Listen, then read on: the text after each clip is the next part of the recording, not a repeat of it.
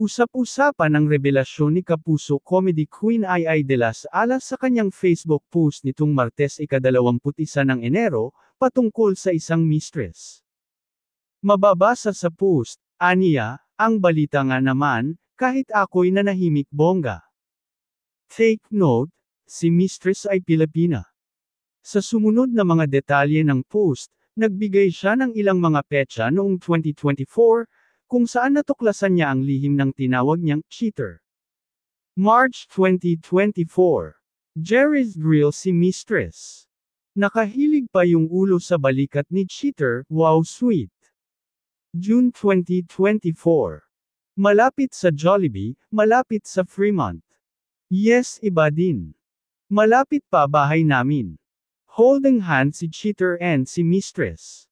Lalakas ng loob Puro Filipino establishments at California, idol. GOAT. Greatest of all time. Wala namang binanggit si Ai sa kanyang post kung sino ang tinutukoy niyang cheater, na natuklasan niyang isang Pilipina rin ang mistress. Makahulugan naman ang kalakip na quote card sa post. Mababasa, no woman could love a cheater and not pay the price of it. Umani naman ito ng iba't ibang reaksyon at komento mula sa netizens. Hayaan mo na sila Miss Ai. Mabuti na rin habang maaga pa, malaman mo na, kesa kung kailan yugod-yugod ka na. Sa kakaiwanan. Enjoy mo na lang po life. Mahaba pa buhay natin. If I were you, bawiin mo ang green card ni cheater. Kasuhan mo yan Miss Ai de las Alas. Hindi naman masama yang gagawin mo.